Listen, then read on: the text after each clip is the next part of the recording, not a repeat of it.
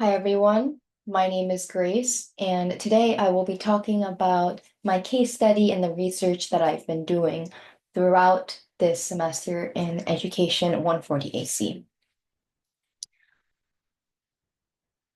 To kind of introduce the broader guiding forces that helped me form my research question, I wanted to discover what role do we as educators play in helping a student achieve literacy. Literacy can be defined as many different types of things. It could be just a way of us learning new concepts. It could also be a tool for political power. It could also be a state of grace, as well as literacy can be defined as the dominant discourse in our society in the way that we socialize with each other and interact with our environment. And so these broader concepts, were trying to figure out the answers to these broader concepts, help me create my overall and focused research question. A little bit of background about where I conducted the research. I was a virtual tutor for ECUC online over Zoom, and I taught students at Unity and Salesian Tuesdays and Fridays. On Tuesdays, I would teach grades 1 through 6, and I would help with vocabulary, English, and math. And on Fridays, I would help students in high school, especially with ELA and essay writing. And so another guiding force that helped me frame my case study was I hope to discover the ways that we interact with each other, student to teacher, teacher to student. And so this brought me to my focused and my overall research question that is going to be guiding my research throughout the semester was how do words of affirmation affect a student over the course of a literacy session?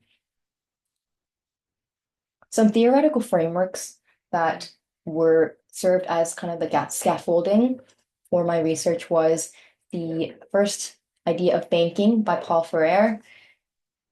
This author believes that the way that we approach education and learning should not be a form of a teacher depositing knowledge to a passive agent that is the student. There that leaves absolutely no room for critical thinking. Um, and it just forces a student to memorize knowledge and regurgitate it without ever truly understanding why their learning is the way that it is. Secondly, the author Jewett introduces the idea of multimodality. This was incredibly important to my case study because I was on a digital platform, and so the changing social and material conditions that I was communicating with my students was affected by these virtual channels. They allowed for new possibilities and constraints, as well as the social condition of it being a one-on-one um, session with the student was also allowed for new possibilities as well as new constraints. And so understanding how that setting could affect my words of affirmation, the impact of my words of affirmation, as well as the behavior of the student was something I had to consider. Lastly, the author Vygotsky and um, this author introduced the idea of social learning, and this author describes education as simply an organization of repeated habits of conduct, and the way that I interact with that student repeatedly over the course of the semester had an effect on their social learning. And so it was incredibly important to consider how repeated habits could ultimately affect a person's character. The methods that I used to conduct my research was first, I would enter the session and I would observe the teachings and the actions of the students. I spent a lot of my time, and this whole case study is actually framed on my interactions with one student. Her name was Layla, who's a sixth grader, over the course of 2 to 3 months. Um, then I would, after these tutoring sessions, I would go back and take field notes and try to write down everything that I remembered from the session.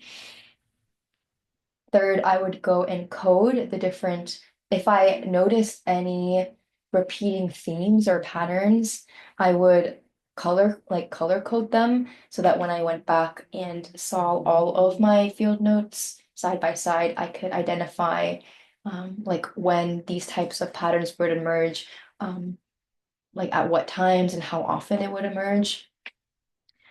Lastly, I would take my coded field notes and I would identify trends as well as analyze them and see and make my hypothesis as to why they were emerging, when they're emerging, why they're emerging, and how we could address these trends that emerged from my studies.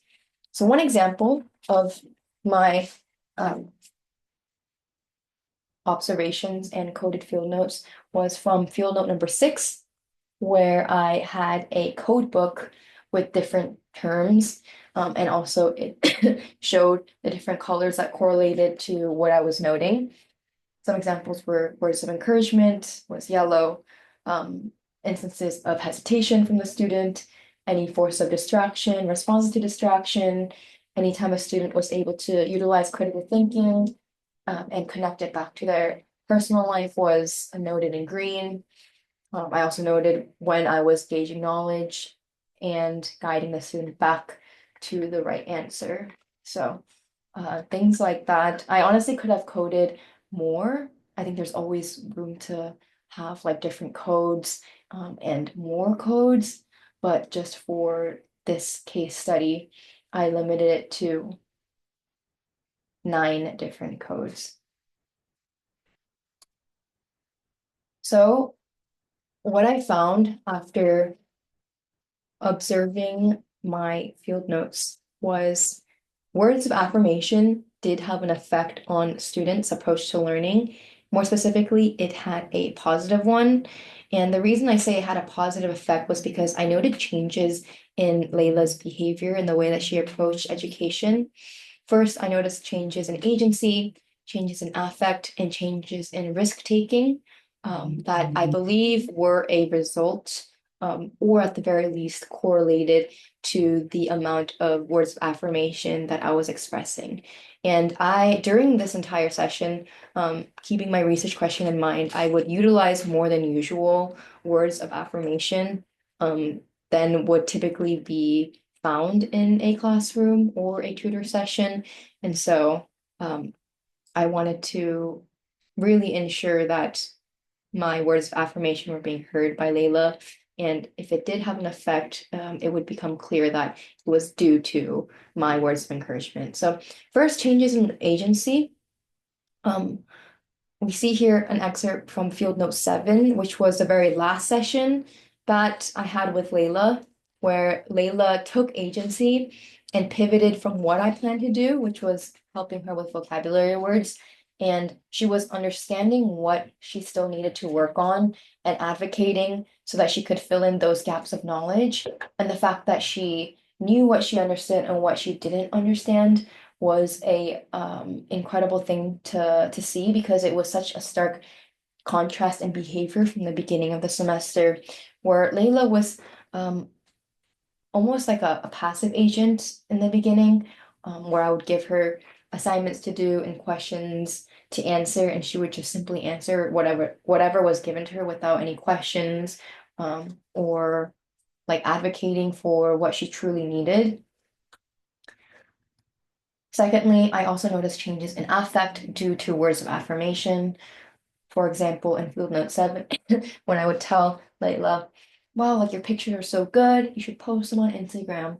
Layla would smile and she would scratch her head in a kind of bashful way. In Field Note 3, when I would tell, this is a different student, Maya, verbal cues of like encouragement, and I would tell her, you did a fantastic job. Not many people are good at picking up these concepts. She would say, thank you so much, and add, I like math tutoring. This is, I would say, a positive result because we're always trying to cultivate a positive environment where a student is showing enthusiasm and content, because it ultimately translates to them being taking on like a positive lens to their education. Lastly, I noticed that my words of affirmation did have an effect on the amount of risk that Layla took. Because field note 4 in the beginning of the semester, I noted Layla would completely avoid answering my questions if she didn't know. She would bounce it off like, oh, I don't know. She would say, I think I'll put it in the chat. And she wouldn't directly tackle the question because it seemed to me that she was anxious of getting it wrong. But after repeated words of affirmation for myself, whenever she would get the answer wrong, instead of um, phrasing it as, why did you get it wrong? Like, did you not study enough? I reframed it as a way to continue to encourage Layla by saying things like, that's a great guess.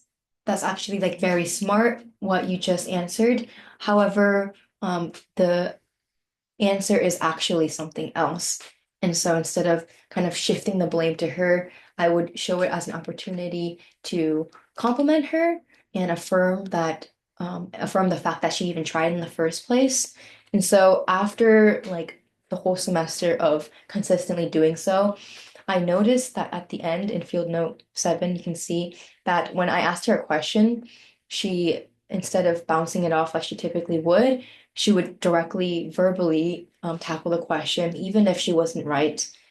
Even if she was, I would still affirm it. And this is something that was different, completely different in behavior from the beginning of the semester. And I believe that all of this culminates from the fact that Layla was just becoming more confident. She was becoming a more confident student. And I was affirming the fact that not only was she getting the answers right, but also um,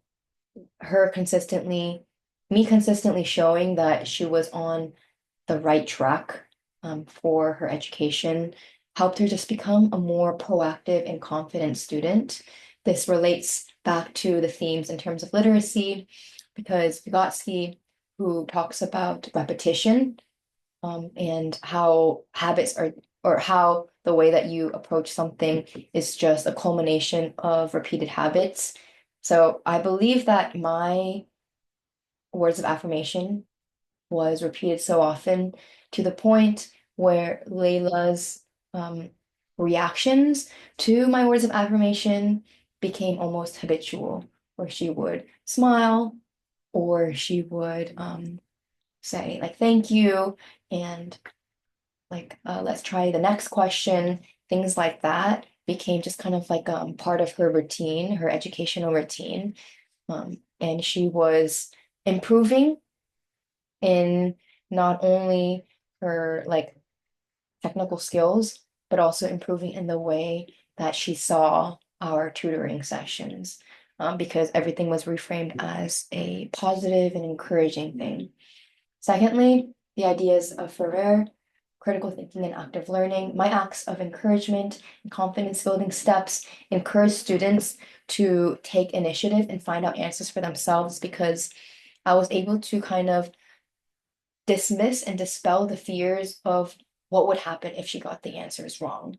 And by taking away the um, the blame part, as I would put it, by saying that's still complimenting her and still affirming her when she would make her guess, and not making it a big deal if she got it wrong, I would it helped the students take on more risk and take initiative to find out for themselves because they eventually came to the conclusion that even if I get the answers wrong, I'm still going to be encouraged. I'm still on the right track, and I'm still doing a fantastic job. And so that was a type of thing that I wanted, type of mindset that I hoped would come out from my research, and I believe it did. Lastly, multimodality, the idea brought up by author Jewett, the use of digital tools. Um, the it became all the more important for me to express my words of affirmation, I believe, because we were communicating through Zoom. Um, and I wasn't able to be in that physical space and express words of affirmation or I wasn't expressed any like uh, types of encouragement that I typically would in a traditional in-person classroom setting. I couldn't give Layla high fives. I couldn't give her stickers. Um, I couldn't do or like use a lot of my body to express that she was on the right track. And so the way that I would be encouraging was simply through verbal cues. Um, Thus, it became like considering that technology is always changing and it's not at the point where we're like connecting at the same rate as if I were in person. Um, Words of affirmation, I believe, played a huge role in the way that I interacted with my students. So, what are the implications of the positive findings of words of affirmation? I believe that we should utilize more words of affirmation in the classroom because it shows to have a positive effect on a student's learning and the way that they view learning. Um, I also think that it implies that we should reorientate ourselves as more of a guider rather than a teacher. If I were utilizing the banking form of education where I'm just passing on knowledge, I would not have the opportunity to provide the students with words of affirmation because I wouldn't let the student get in a word at all. It would just be me talking at the student. And so by utilizing like words of encouragement and guiding the student to find the own answers for themselves, it allows these students to critically think about the concepts that they're learning and find out why something occurs. Some limitations about my research was it was very short. It only occurred over the course of 2 to 3 months with one student, occasionally two students, but it was usually just with one consistent student.